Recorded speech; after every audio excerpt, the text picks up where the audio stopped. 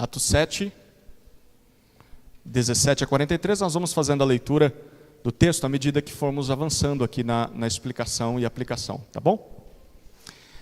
Eu quero que você imagine 2 filhos que nasceram em um lar cristão. Nasceram e cresceram em um lar em que os pais eram crentes.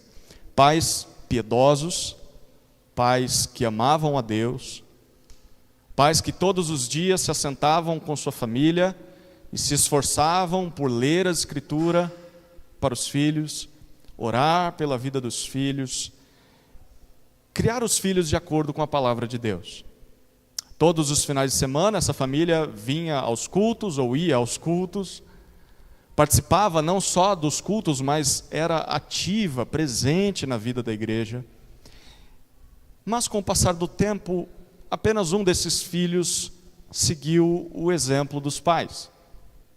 Apenas um deles se tornou piedoso, crente em Deus como seus pais, o outro começou a se afastar de Deus.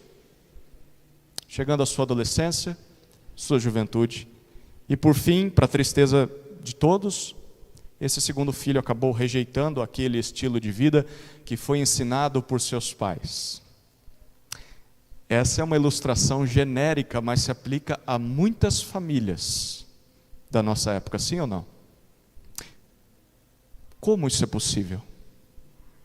Como pode um filho rejeitar a salvação oferecida por Deus, tendo tido o mesmo tipo de criação que o outro filho?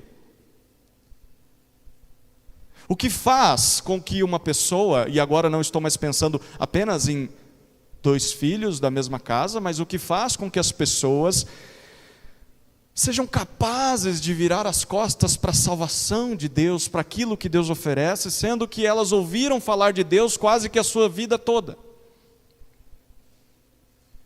É sobre isso que Estevão fala em mais esse trecho do discurso que ele está fazendo perante as autoridades ali em Jerusalém. Nós estamos diante de um julgamento, esse é o ambiente do capítulo 7 de Atos. Estevão era um homem cheio do Espírito Santo, um homem por meio de quem Deus estava operando vários milagres ali na cidade, e isso desperta a inveja dos líderes, os judeus helenistas, que eram aqueles judeus que nasceram fora de Jerusalém.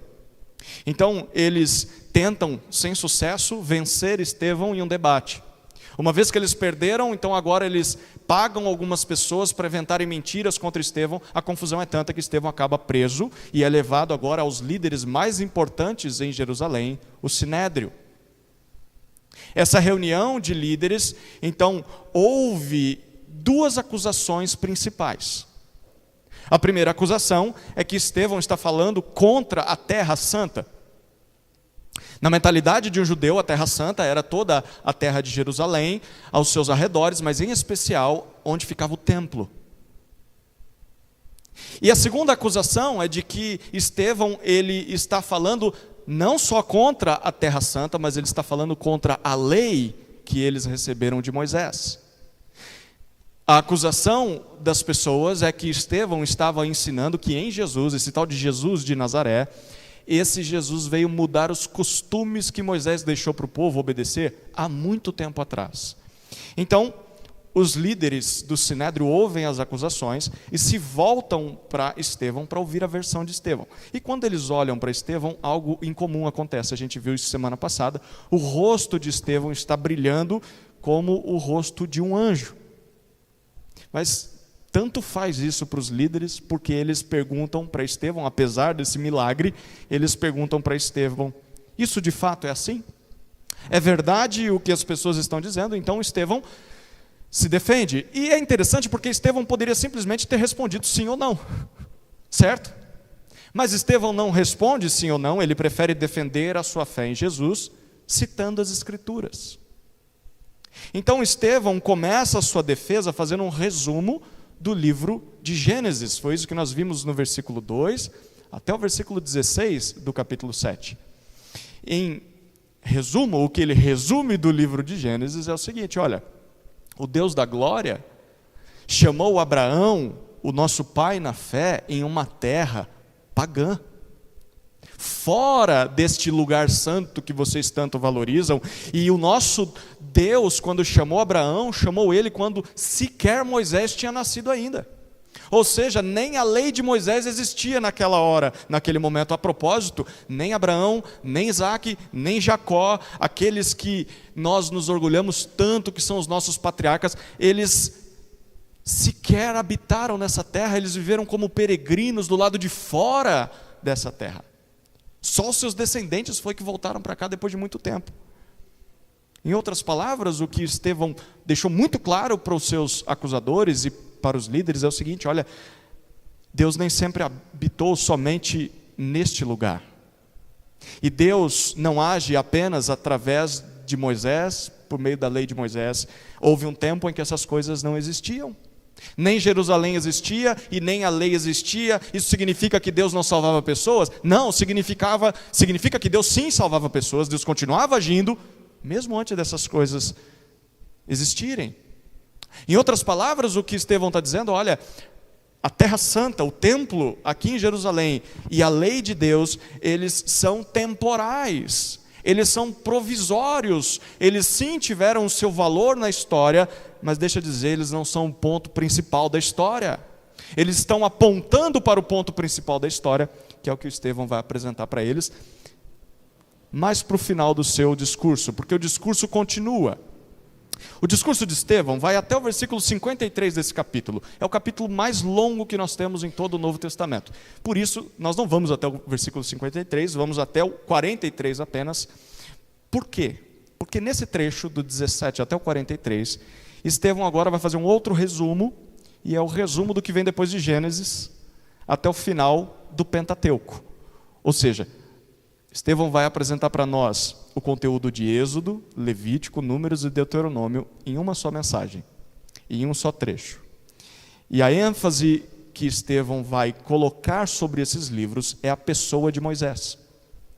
Vocês valorizam tanto Moisés, vocês gostam tanto de citar Moisés, então eu vou recontar a história de Moisés. Ele reconta a história de Moisés em 5 episódios. O momento em que Moisés surgiu, depois a fuga de Moisés, nós vamos entender isso, depois o chamado de Deus a Moisés, a missão que Moisés tinha que realizar, e por fim a rejeição que o povo fez para com Moisés. Vale notar que em todo esse processo em que Estevão está citando o Antigo Testamento, ele está interpretando a história de Moisés à luz do que Jesus veio fazer. E aqui está uma boa dica para nós quando formos ler o Antigo Testamento. Sempre leia o Antigo Testamento olhando para Jesus. Como Jesus aplicou aquilo, como Jesus interpretou aquilo. É assim que Estevão está lendo o Antigo Testamento. E o que Estevão quer destacar desta interpretação? Se há uma frase que resume o que nós vemos nesse trecho, é a seguinte: olha, através de Moisés, Deus ofereceu aos israelitas a sua salvação. Mas esses israelitas rejeitaram a salvação de Deus por causa da idolatria do seu coração. Através de Moisés, Deus ofereceu ao seu povo a salvação, mas o seu povo rejeitou a salvação por causa da idolatria do seu coração. Então, à medida que nós vamos estudando esses versículos, eu quero fazer um desafio para você. Você vai olhar para cada um desses episódios e descobrir por que as pessoas rejeitam a salvação de Deus, é disso que Estevão está falando, mas em especial eu quero que você aceite esse desafio. Pergunte-se: como está o meu coração? Como está o meu coração? O quanto eu sou parecido com esses israelitas, o quanto eu estou parecido com eles ou não. Não olhe apenas para os judeus, não olhe para os que estão lá fora, não olhe para os que estão do teu lado, olhe para você mesmo e se questione isso. Vamos então para o primeiro episódio, o surgimento de Moisés. Versículos 17 até 22 de Atos, capítulo 7. Assim diz a palavra de Deus. E quando já estava próximo o tempo em que Deus cumpriria a promessa feita a Abraão, o povo cresceu e se multiplicou no Egito, até que se levantou ali outro rei que não conhecia José. Este outro rei tratou com astúcia a nossa gente e torturou os nossos pais a ponto de forçá-los a abandonar seus meninos recém-nascidos para que não sobrevivessem. Por esse tempo, nasceu Moisés, que era formoso aos olhos de Deus. Durante 3 meses ele foi mantido na casa de seu pai. Quando tiveram de abandoná-lo, a filha do faraó o recolheu e criou como seu próprio filho. E Moisés foi educado em toda a ciência dos egípcios e era poderoso em palavras e obras. Até aqui, por enquanto. Nesses versos, Estevão quer destacar 2 momentos em especial que nos mostram o surgimento de Moisés. O primeiro evento, ou momento, é a escravidão de Israel. Ele diz isso nos versículos 17 até 19. Quando o Estevão estava expondo Gênesis, um texto que a gente viu semana passada, lá no capítulo 7, versículos 6 e 7, ele lembrou aqueles que estavam ouvindo ele, de que Deus havia prometido a Abraão, de que um dia a descendência de Abraão voltaria para Canaã e habitaria, conquistaria a terra de Canaã. Porém, antes de entrar em Canaã, essa descendência viveria como peregrina em terra estrangeira e seria escravizada e maltratada naquele lugar por um período de 400 anos.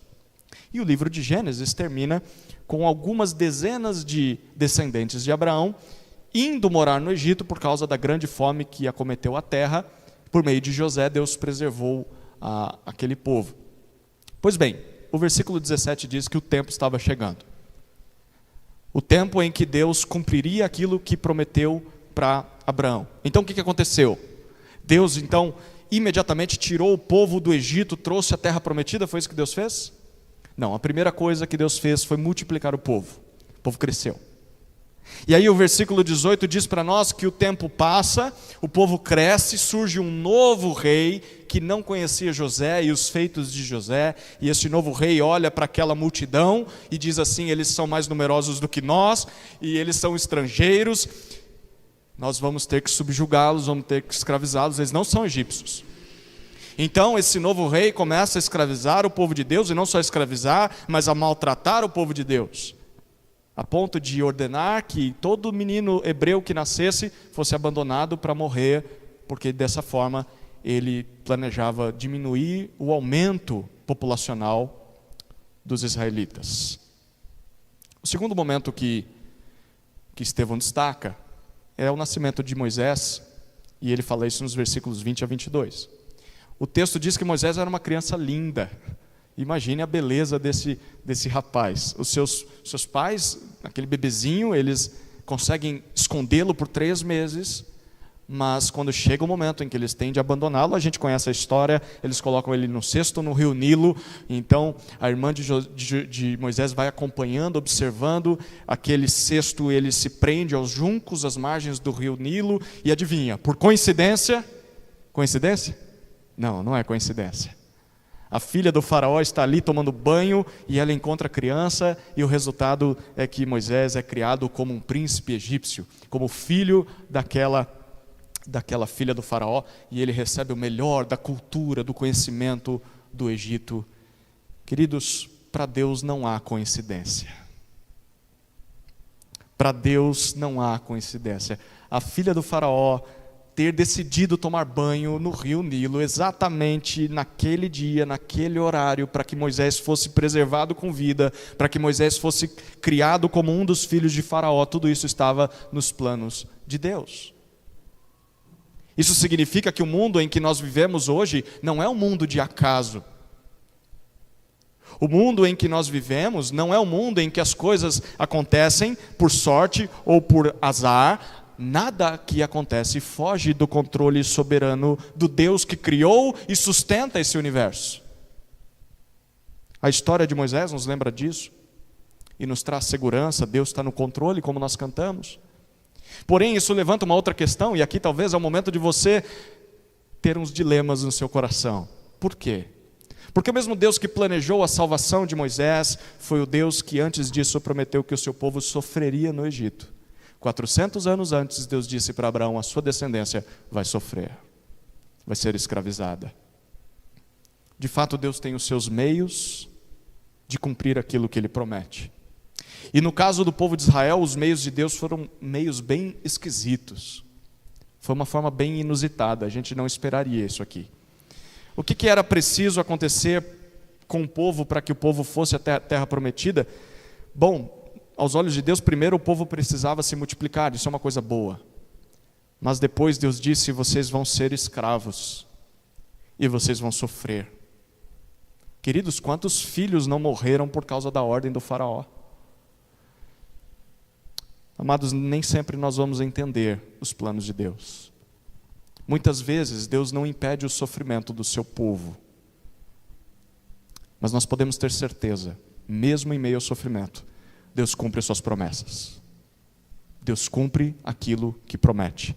Mesmo quando nós sofremos, nós podemos clamar a Deus, porque Deus nos ouve. E nós vamos ver isso mais à frente no texto. Em horas como essas de sofrimento, só nos resta confiar que Deus cumpre aquilo que promete. E se nós pararmos para pensar, será que não são nos momentos de maior dor, de maior sofrimento, que nós mais buscamos a Deus? Não é verdade? Se esse sofrimento não estivesse na sua vida, você oraria tanto quanto você ora? Pois bem, esse foi o surgimento de Moisés. O segundo episódio foi a fuga de Moisés. Olha o que dizem os versículos 23 até 29. Quando completou 40 anos, Moisés teve a ideia de visitar os seus irmãos, os filhos de Israel. Vendo um homem ser maltratado, saiu em defesa dele e vingou o oprimido, matando o egípcio. Ora, Moisés pensava que seus irmãos entenderiam que Deus queria salvá-los por meio dele. Eles, porém, não entenderam.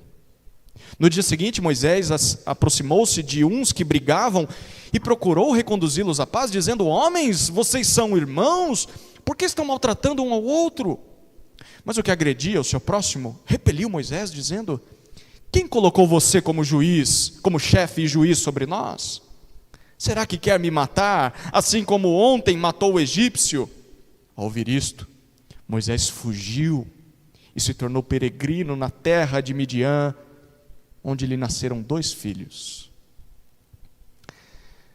Nós lemos que o tempo passou, 40 anos para sermos mais exatos. Moisés já é um homem feito, culto, muito inteligente. E Moisés sai do palácio, decide visitar o seu povo, provavelmente nos campos de trabalho escravos. E o que ele vê lá?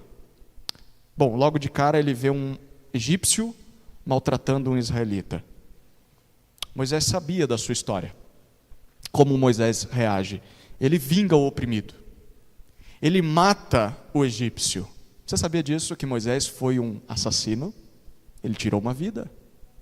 Por que Moisés fez isso? O versículo 25 diz para nós: porque Moisés se via como salvador do seu povo. Moisés achava que Deus o tinha escolhido para libertar o seu povo da escravidão. Fazia todo sentido, ele era o homem para isso. Porém o seu próprio povo não o viu assim. Isso é ilustrado na manhã seguinte. Moisés sai mais uma vez, provavelmente com a sua capa de justiceiro. E ele encontra agora uma briga, mas não é uma briga entre um egípcio e um israelita, agora é entre 2 israelitas. Então ele tenta apartar a briga, e aí aquele que estava agredindo o seu irmão, ele diz assim: quem te fez o nosso líder? Quem foi que te nomeou juiz sobre Israel? O que você vai fazer? Você vai me matar, como você matou o egípcio de ontem? Notícia ruim corre rápido, né? Pois bem, Moisés só pensa em uma saída. Ele tem que fugir. O que o faraó vai fazer quando descobrir que ele matou um egípcio?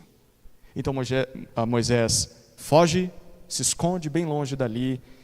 E a partir desse momento, Moisés se torna um peregrino. Um peregrino de peregrinos. O seu povo já era peregrino, agora ele é duplamente peregrino. E ele passa a viver em Midian e constrói a sua vida ali, tem 2 filhos, enfim.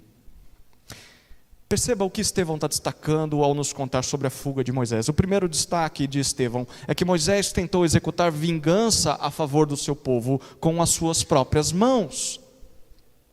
Moisés tentou libertar o seu povo através de mais violência e de mais assassinato. A resposta à pergunta é: funcionou? Não, não funcionou. Pois bem, era exatamente isso o que aqueles líderes de Israel não tinham aprendido quando leram o Pentateuco. Por quê? Porque pouco mais de 50 dias atrás, você lembra o que eles fizeram? Eles mandaram matar Jesus. E o pior, eles mataram Jesus devolvendo o bem que Jesus fez ao povo de Israel. Jesus estava curando enfermos, Jesus libertava cativos, Jesus ensinava a palavra de Deus, e ainda assim eles mataram Jesus, crucificaram Jesus de forma injusta, e eles estavam prestes a fazer o mesmo com Estevão, devolver o bem com o mal.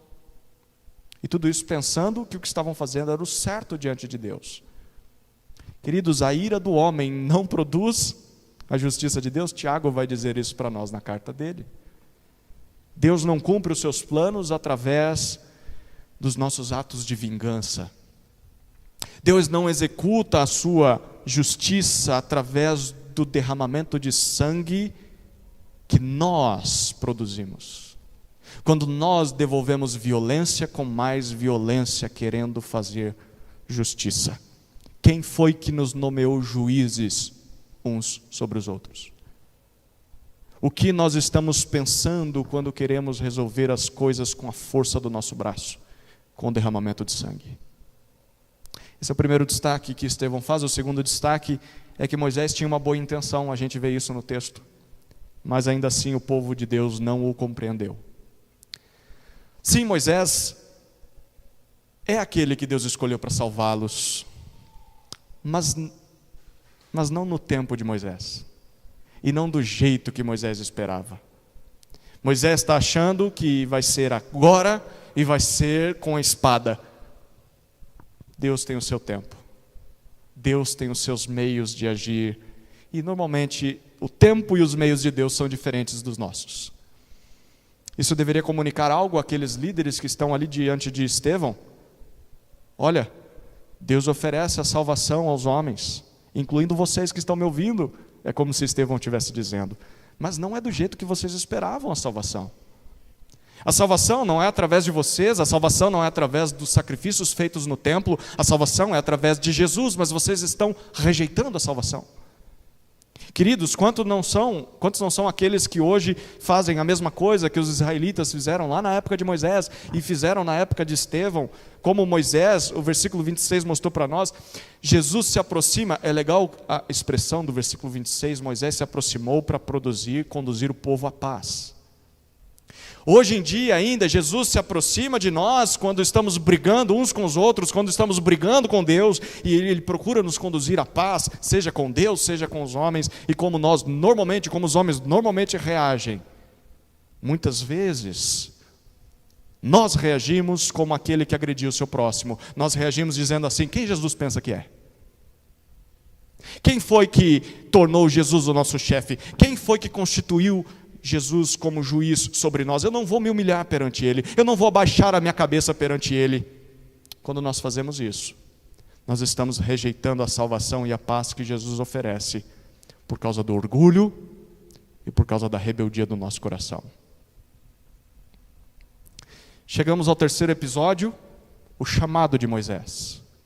Versículos 30 até 34.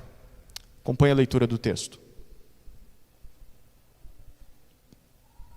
Passados 40 anos, apareceu-lhe no deserto do monte Sinai um anjo, por entre as chamas de uma sarça que estava queimando. Moisés ficou maravilhado diante daquela visão, e aproximando-se para contemplá-la, ouviu-se a voz do Senhor que disse, eu sou o Deus de seus pais, o Deus de Abraão, de Isaque e de Jacó.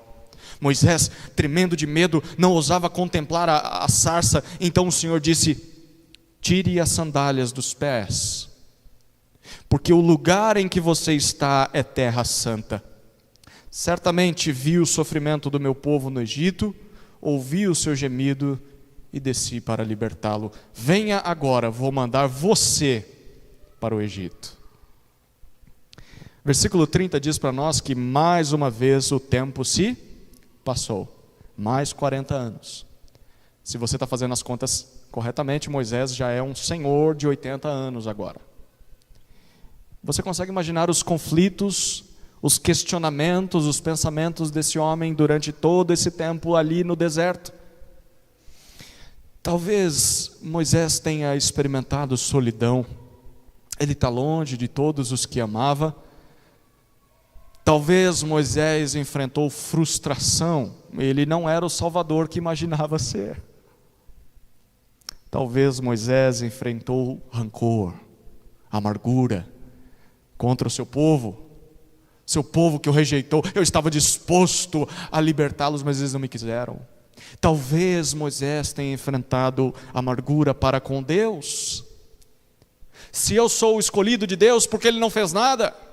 Porque Ele não convenceu aquele povo? Porque Deus não se manifestou? Enfim, Moisés, aquele que foi criado na mais fina e inteligente cultura da época, agora é pastor de ovelhas por 40 anos.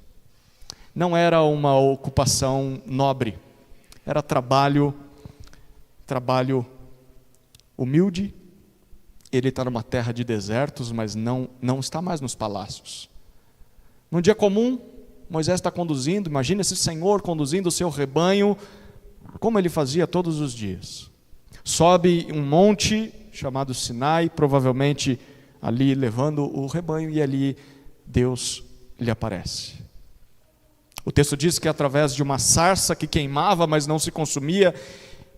E o melhor, enfim, Deus fala com Moisés, talvez o que ele sempre esperou a vida toda. Era o que ele esperava 40 anos atrás, que Deus se manifestasse, ele não o fez.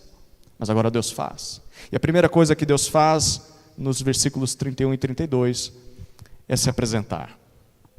Prazer. Eu sou Deus dos seus antepassados. Aquele que estava prestes a cumprir o que havia prometido, está se revelando a Moisés. A primeira forma de Deus se manifestar aos homens é revelar quem Ele é. Eu sou Deus. Moisés teve medo. Então o que Deus diz para ele? Mais 3 coisas. A primeira fala de Deus está no versículo 33. É a seguinte: tenha reverência neste monte, porque ele é terra santa. Interessante, não? Para os líderes judeus, qual é a terra santa? É Jerusalém. É o templo. Eles estão acusando Estevão de falar contra a terra santa, mas Estevão está dizendo, segundo Deus, no Pentateuco, a lei que vocês tanto se orgulham, Deus está dizendo que qualquer lugar onde Ele se manifesta aos homens é terra santa. A terra é santa por causa não do local, mas de quem está ali naquele local, da pessoa que está ali. A presença de Deus torna onde Ele está santo. E de acordo com o discurso de Estevão, e aquilo que nós já lemos no livro de Atos, se o Espírito de Deus não está mais dentro do templo, mas o Espírito Santo de Deus, capítulo 2 de Atos, o que aconteceu? O Espírito Santo desceu sobre os que criam em Jesus. Se o Espírito Santo de Deus agora não está no templo, mas está nos seguidores de Jesus, sabe o que isso significa? Significa que a igreja de Jesus, o povo que segue Jesus com fé, a igreja de Jesus é terra santa. A igreja de Jesus é solo sagrado, é o local onde Ele habita, e não mais lá o templo em Jerusalém. Portanto, nós devemos temer como Moisés fez. Ao olhar para o povo de Jesus, aqueles que seguem a Jesus, você está lidando com o local onde Deus se manifesta nesse mundo. Nós deveríamos ter muito mais temor e muito mais reverência ao lidar com a igreja de Jesus, porque o povo de Deus é o povo onde Deus habita.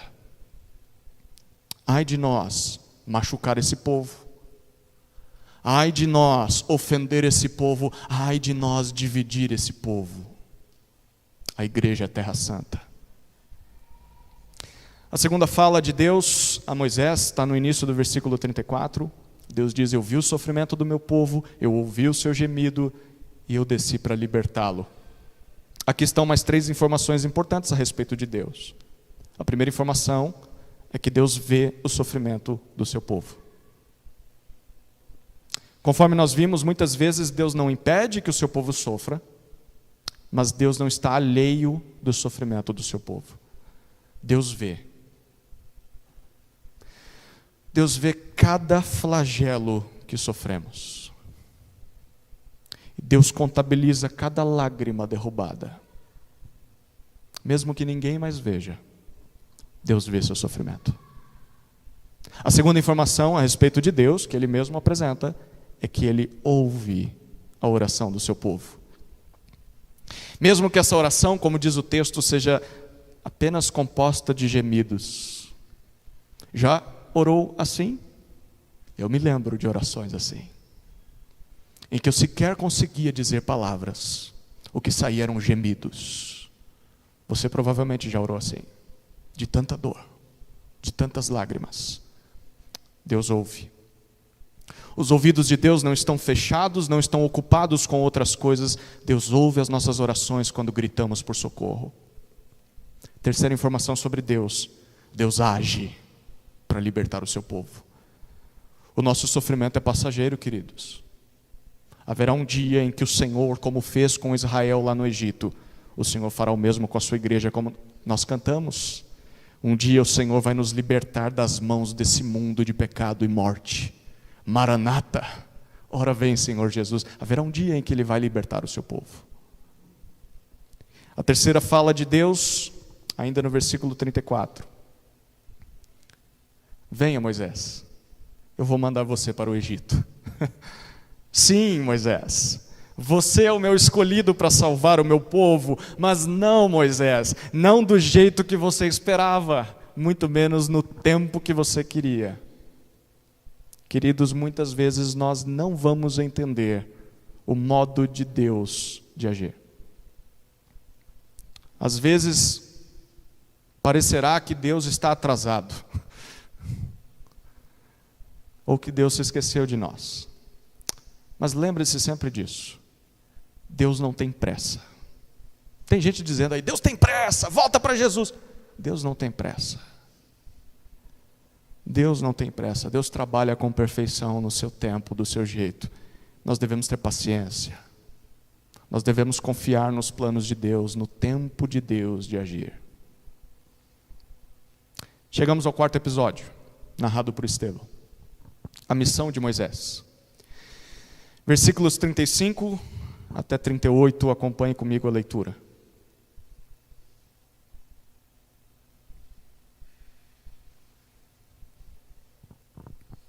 A este Moisés, a quem tinham rejeitado, dizendo: quem colocou você como chefe e juiz? Deus enviou como chefe e libertador, com a assistência do anjo que lhe apareceu na sarça. Foi Moisés quem os tirou de lá, fazendo prodígios e sinais na terra do Egito, no Mar Vermelho e no deserto durante 40 anos. Foi ainda Moisés quem disse aos filhos de Israel: Deus fará com que do meio dos irmãos de vocês se levante um profeta semelhante a mim. É este Moisés quem esteve na congregação no deserto, com o anjo que lhe falava no monte Sinai e com os nossos pais. Foi ele quem recebeu palavras vivas para nos transmitir.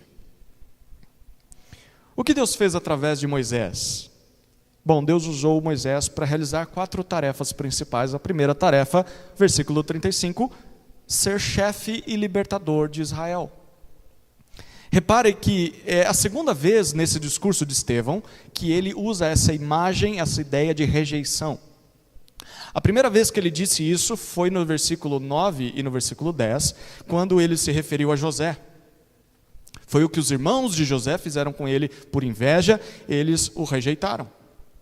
Deus o havia escolhido para salvar o seu povo, mas os seus irmãos o rejeitaram. E foi algo semelhante que os israelitas estão fazendo com Moisés também. Antes de Moisés ter fugido, o seu povo o rejeitou.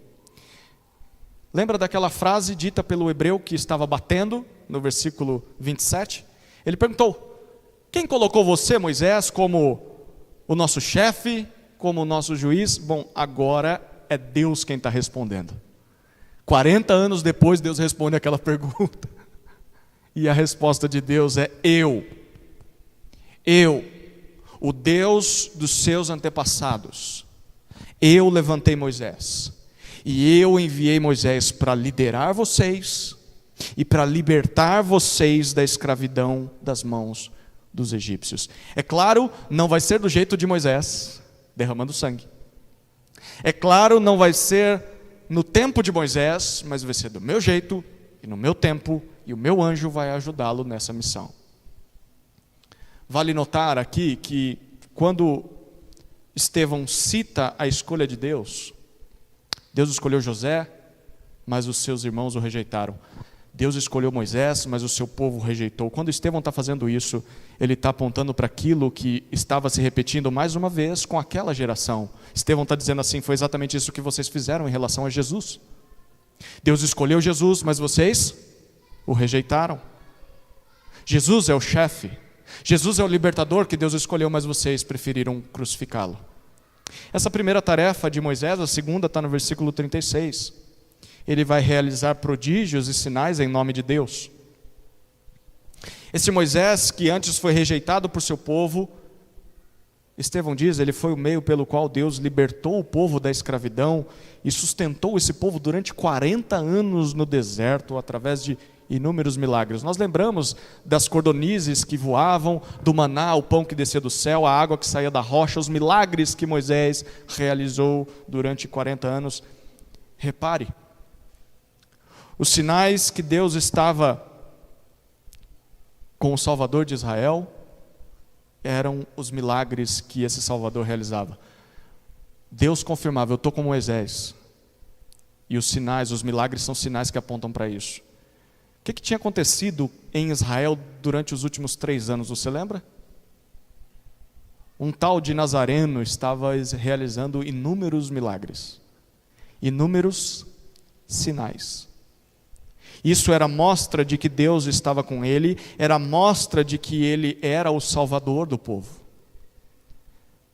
Apesar disso, além disso, na verdade, olha a terceira tarefa de Moisés, versículo 37.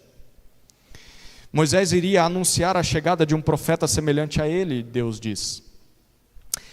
Esse texto é uma citação de Deuteronômio capítulo 18, versículos 15 a 19. Depois daqueles 40 anos de peregrinação no deserto, o povo está às vésperas de entrar na terra prometida. Moisés está próximo de morrer, já 120 anos nas costas. Quem aguenta, né? E ele ali, aquele Senhor, está pregando para aquela geração que vai entrar na terra prometida. E então Moisés promete o seguinte: olha, um dia eu estou para morrer, mas um dia Deus vai levantar um outro profeta como eu. Deus vai levantar um outro chefe, Deus vai levantar um outro libertador, por meio de quem Deus vai realizar inúmeros sinais e maravilhas. E por meio desse novo profeta, Deus vai estabelecer uma nova aliança. Deus vai estabelecer uma nova lei. E a esse profeta que surgir lá na frente, vocês deverão ouvir. Quem não ouvir esse profeta vai ser eliminado do meio do povo. Foi isso que Moisés disse lá em Deuteronômio. A pergunta é: de quem que Moisés está falando? Lá em Deuteronômio capítulo 18, Moisés está falando de Jesus. E o que aqueles líderes que tanto se orgulhavam de Moisés, o que eles estavam fazendo? Eles estavam desobedecendo a uma ordem clara que Moisés tinha dado para eles. Querido, se Moisés estivesse ali do lado daqueles líderes, ele ouviria Jesus, aquele a quem eles teimavam em rejeitar. A quarta e última tarefa que Deus deu a Moisés, versículo 38, foi transmitir as palavras de Deus ao seu povo. Moisés foi responsável, diz o texto, de ouvir palavras de vida vindas da boca do próprio Deus e transmitir essas palavras a Israel. É interessante, o que foi que Jesus fez durante todo o seu ministério? Além dos sinais e milagres, Jesus anunciou a palavra de Deus aos homens. Mas aqueles homens, em especial os judeus, a maioria aceitou as palavras de vida? Deu ouvidos às palavras de Jesus, sim ou não? Não, não deu. Aquele povo preferiu calar Jesus. Perceba que, de acordo com o discurso de Estevão a respeito da missão que Deus deu para Moisés, aquilo que os seguidores de Jesus estavam fazendo não era algo errado. Aqueles judeus que estavam acreditando em Jesus e seguindo Jesus, eles não estavam errados, pelo contrário, eles estavam obedecendo muito mais a Deus do que aqueles líderes. Aqueles líderes que se orgulhavam tanto de Moisés não estavam fazendo o que os discípulos de Jesus estavam fazendo. Sabe o que isso significa? Significa que o cristianismo, a igreja de Jesus, não é uma nova história contada por Deus, não é um parêntese na história, não é como Deus achou um jeitinho, não. A igreja de Jesus é o cumprimento daquilo que Deus prometeu através de Moisés desde a lei. Porque se Moisés estivesse vivo, seja lá na época de Estevão, se Moisés estivesse aqui entre nós, sabe onde Moisés estaria? Moisés não estaria morando dentro de um condomínio de judeus, se reunindo numa sinagoga todo sábado para estudar a lei, queridos. Se Moisés estivesse vivo hoje, Moisés estaria junto com os seguidores de Jesus. Moisés estaria com a igreja de Jesus. Moisés apontou para o Salvador que viria.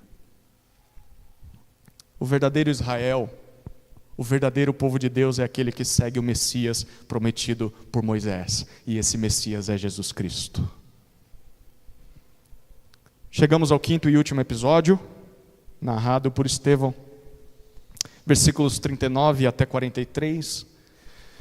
Tenho que pegar fôlego porque é a rejeição a Moisés. Olha o que dizem os versículos 39 a 43. Nossos pais não quiseram obedecer a Moisés, mas o rejeitaram. E no seu coração voltaram para o Egito, dizendo a Arão: faça para nós deuses que vão adiante de nós, porque quanto a este Moisés que nos tirou da terra do Egito, não sabemos o que lhe aconteceu. Naqueles dias, fizeram um bezerro e ofereceram sacrifício ao ídolo, alegrando-se com as obras das suas mãos. Mas Deus se afastou e os entregou à adoração das estrelas do céu, como está escrito no livro dos profetas. Ó casa de Israel, será que foi para mim que vocês ofereceram vítimas e sacrifícios no deserto durante 40 anos? Não é verdade que vocês levantaram o tabernáculo de Moloque e a estrela de Renfã, o Deus de vocês, imagens que vocês fizeram para as adorar? Por isso vou mandar vocês ao exílio para além da Babilônia. Enfim, o versículo 39 diz para nós que Estevão está chegando no ponto que ele queria destacar desde o começo, quando ele começa a contar a história de Moisés. E o ponto de Estevão é o seguinte: olha, apesar de tudo que Deus fez através de Moisés, os nossos antepassados não quiseram obedecê-lo. Pelo contrário, eles rejeitaram Moisés. E sabe aonde foi que essa rejeição começou? Olha o versículo 39 mais uma vez. Onde foi que eles voltaram para o Egito? No coração. A rejeição a Deus, a palavra de Deus, começou no coração. O texto diz que no coração eles voltaram para o Egito. Eu quero que você pense um pouquinho no que Estevão está dizendo aqui. Gente, no Egito esse povo era escravizado. No Egito eles foram maltratados, eles foram oprimidos, os seus filhos morreram no Egito. Lá eles clamaram com angústia, com lágrimas por libertação, e Deus deu para eles o que eles tanto pediram. Não só libertou eles, como Deus deu para eles um líder a seguir, Deus deu para eles uma lei a obedecer, para que eles fossem santos como Deus é santo. E diante de tudo isso, o que esse povo fez? Ao invés desse povo escolher a liberdade que a salvação de Deus oferecia, o texto diz que eles preferiram voltar para a escravidão no seu coração. Mesmo já fisicamente estarem libertos, aqui dentro eles preferiram a escravidão. Queridos, ainda hoje é possível que alguém esteja diante da salvação de Deus, domingo após domingo, ouvindo o Evangelho, e ainda assim no seu coração desejar a escravidão ao pecado. Mesmo tendo o grande legislador, o grande pregador Moisés, ainda assim o povo preferiu o Egito. Deixa eu dizer uma coisa aqui, isso mostra para nós que a solução aos homens não depende da eloquência, não depende da personalidade do pregador. Os meninos aí que estão no seminário, a salvação das pessoas não depende de você ser o melhor pregador dessa terra, você pode ser, mas se no seu coração as pessoas rejeitarem a Deus, não há o que fazer. Aquele povo teve Moisés, e assim, ainda assim preferiu a escravidão. E essa rejeição a Deus tomou nome e forma. Os versículos 40 e 41 nos dizem que essa rejeição se tornou idolatria. Foi nesse episódio em que eles fizeram um bezerro de ouro e adoraram um bezerro de ouro, dizendo: foi esse aí que nos tirou do Egito. E eles cultuaram aquela imagem. O texto diz que com festas cheias de bebedeiras, e a palavrinha que está aí traz a ideia de orgias. O povo de Deus se entregou aos prazeres da carne, adorando ao seu ídolo. Você percebeu na progressão apresentada por Estevão aqui? Pense um pouquinho. Mesmo diante de tantos milagres por 40 anos, ou melhor, eles acabaram de sair do Egito nesse episódio. Eles viram as 10 pragas, eles viram o mar se abrir diante de si. Mas o texto diz que no coração, esse povo preferiu a escravidão do que a liberdade que Deus estava oferecendo. Então eles rejeitaram Moisés. Eles rejeitaram a palavra de Deus que era pregada pela boca de Moisés. E então eles se entregaram à idolatria para satisfazer os seus próprios pecados. E é assim que acontece com todo ser humano em todas as épocas. Primeiro, mesmo presenciando milagres na sua vida, talvez você seja alguém que viu milagre na sua vida. Talvez a sua vida seja um milagre. E ainda presenciando milagres, a pessoa prefere o pecado. Ao invés de escolher a Deus, que quer libertá-lo, que quer tornar essa pessoa santa. Então, em primeiro lugar, ela prefere o pecado do que a Deus. A segunda coisa que ela vai fazer é rejeitar o que Deus diz. Então, ela não quer mais saber de Deus e nem de quem fala em nome de Deus. Quer rejeitar o mensageiro também. E por fim, essa pessoa se curva a um ídolo, para que na adoração a essa imagem que ela criou, ela possa, enfim, viver no pecado sem culpa. Quantos não são os ao nosso redor que não vivem dessa forma? Talvez nesse exato momento o que eu fiz foi descrever a sua vida.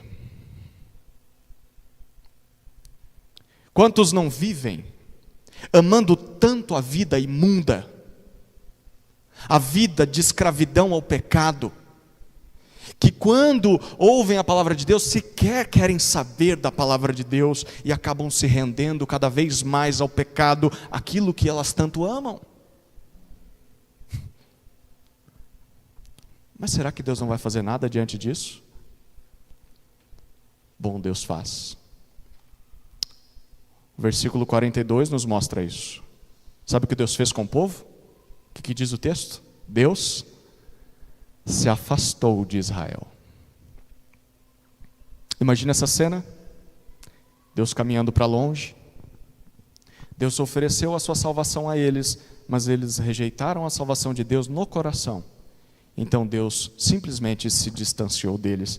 Queridos, não há nada pior para o homem do que ouvir de Deus: seja feita a sua vontade. Se você quer viver longe de mim, vá. Viva a vida sem Deus. Viva a vida sem regras. Entregue-se àquilo que você mais deseja. Deixa eu dizer, isso é o maior castigo que Deus pode oferecer a uma pessoa. Entregá-la aos seus próprios desejos pecaminosos. Se você parar para pensar, essa seria talvez a melhor definição do que é o inferno. O que é o inferno? O inferno é a separação de Deus. Então a sua vida inteira você preferiu viver longe de Deus, abraçado ao seu pecado. Sabe o que Deus faz? Na eternidade, então você vai ter aquilo que você sempre buscou. Na eternidade você vai viver longe de Deus, mas um detalhe, não vai ser tão bom quanto você imagina. Cuidado com o que você pede. Cuidado com o que você deseja. Se você quer viver longe de Deus, pode ser que Deus te atenda. Pode ser que Deus te escute. Pode ser que Deus te entregue a sua própria sorte. É a pior coisa que Deus pode fazer com você. Foi exatamente isso que Deus fez com Israel. Estevão termina, versículos 42 e 43, dizendo: durante aqueles 40 anos no deserto, Deus simplesmente se afastou de vocês, e esse foi o motivo de vocês terem sido enviados para o exílio na Babilônia. Estevão termina esse trecho citando Amós, capítulo 5, um profeta, em que Deus diz assim: ó Israel, aqueles seus sacrifícios durante 40 anos no deserto, vocês acham que foi só para mim? Eu sei, eu sei. Os sacrifícios que vocês realizavam não era só para mim, vocês misturavam o culto ao Deus vivo e verdadeiro que libertou vocês, ao culto a estátuas, imagens e deuses falsos.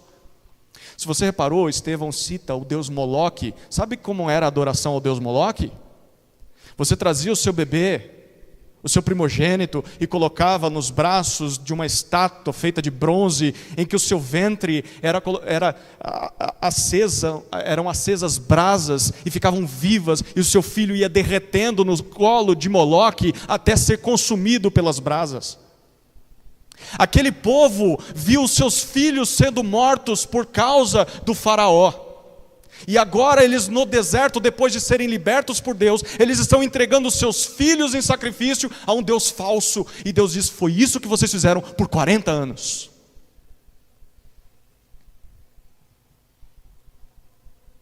Como pode alguém rejeitar a salvação oferecida por Deus? Como pode alguém fazer isso tendo tido o mesmo tipo de criação que o outro teve, mas o outro aceitou e essa pessoa rejeitou? O que faz com que uma pessoa seja capaz de virar as costas para aquilo que Deus oferece para ela, sendo que ela ouviu falar da salvação desde pequena? Segundo Estevão, foi exatamente isso que aconteceu com a maior parte do povo de Israel desde os dias de Moisés. Através de Moisés, Deus ofereceu aos israelitas a sua salvação, mas eles a rejeitaram por causa da idolatria do seu coração. É isso que nós vemos na história de Moisés. No surgimento de Moisés, na fuga de Moisés, no chamado de Moisés, na missão de Moisés e na rejeição de Moisés. Mesmo estando diante do Salvador, mesmo estando diante da palavra de Deus, da salvação que Deus oferece, o povo preferiu viver na escravidão do pecado, cultuando ídolos e deuses falsos. E era isso que aqueles líderes que tinham matado Jesus estavam fazendo. Eles, mesmo diante do Salvador Jesus Cristo, mesmo diante de Moisés, todo sábado em que eles liam a lei, o Moisés que apontava para o Salvador, ainda assim eles preferiram se agarrar aos seus ídolos. Mas quais eram os ídolos daquele povo naquela época? Não era mais Moloque. O que eles cultuavam? O que eles adoravam? O templo, a lei de Moisés. Exatamente aquilo que incomodou eles. Você está falando contra o templo? Você está falando contra a lei de Moisés? Deixa eu dizer uma coisa: quando você confronta o ídolo de uma pessoa, ela vai estar disposta a acabar com a tua vida. Você está mexendo naquilo que ela mais ama. É isso que eles vão fazer com Estevão. É isso que normalmente acontece com a nossa vida. Quando cutucam o dedo e mostram, cutucam a ferida com o dedo e mostram: você se tornou idólatra? Você tornou isso aqui seu Deus? Não! Suma da minha frente! Eu sou fiel a Deus, que idólatra coisa nenhuma! É assim que o idólatra reage. Queridos, um ídolo é qualquer coisa que você adora como se fosse Deus, quando na verdade aquilo não é Deus. O seu casamento pode ser um ídolo. O seu filho pode ter se tornado um ídolo. O sucesso pode ter se tornado um ídolo para você. A sua opinião pode ter se tornado um ídolo. O prédio de uma igreja pode ter se tornado o seu ídolo. Por que a idolatria é tão atraente? Sabe por quê? Porque um ídolo não tem vontade própria. O ídolo fomos nós que criamos. Então o ídolo simplesmente serve para nos satisfazer. Satisfazer os nossos pecados. No ídolo não há leis, não há proibições, não há ordens que visam uma vida de santidade. Mas é aí que está a armadilha. Quando você acha que viver uma vida longe de Deus vai ser tudo o que você mais gostaria, quando alguém rejeita Deus, trocando Deus pelos ídolos, Deus vira as costas para o idólatra. Deus entrega o idólatra aos seus próprios pecados.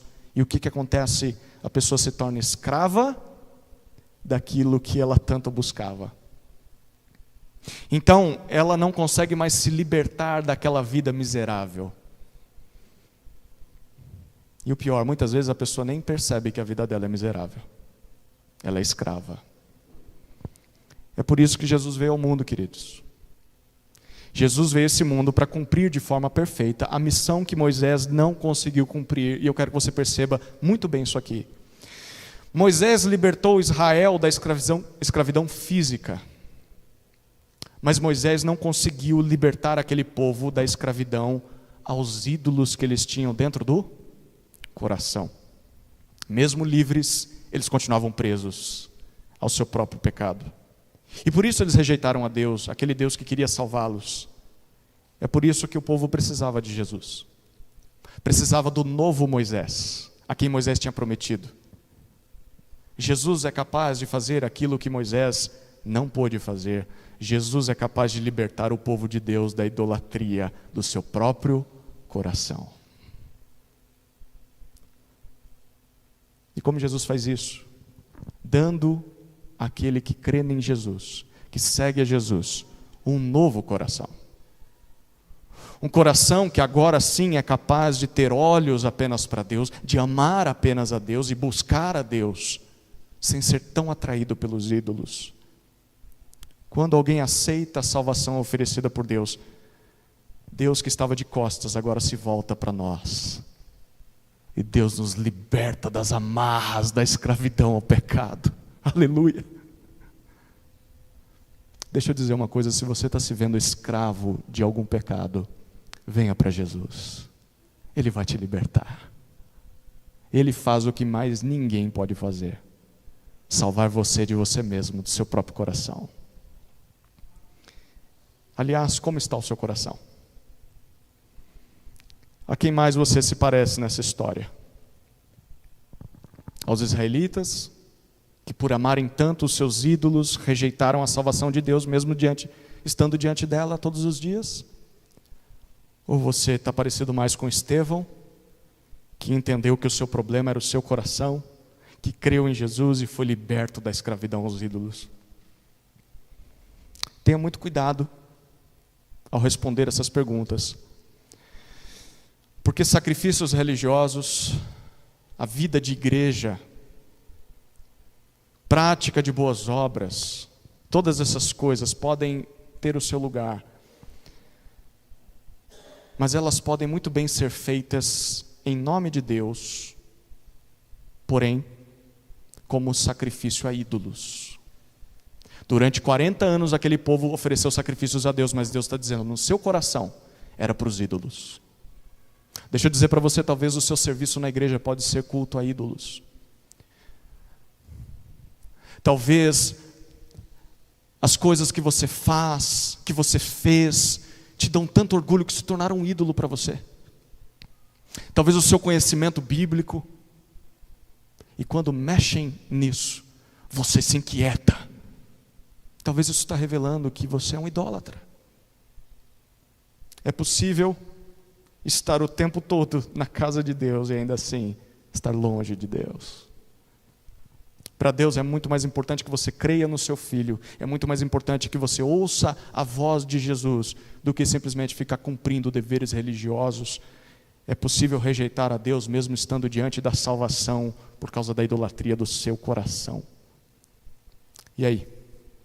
Que filho você é?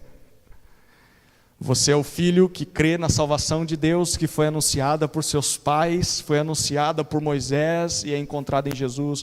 Ou você é o filho que rejeita a salvação, porque o seu coração é duro, porque você é um idólatra? Pense muito bem antes de responder essa pergunta.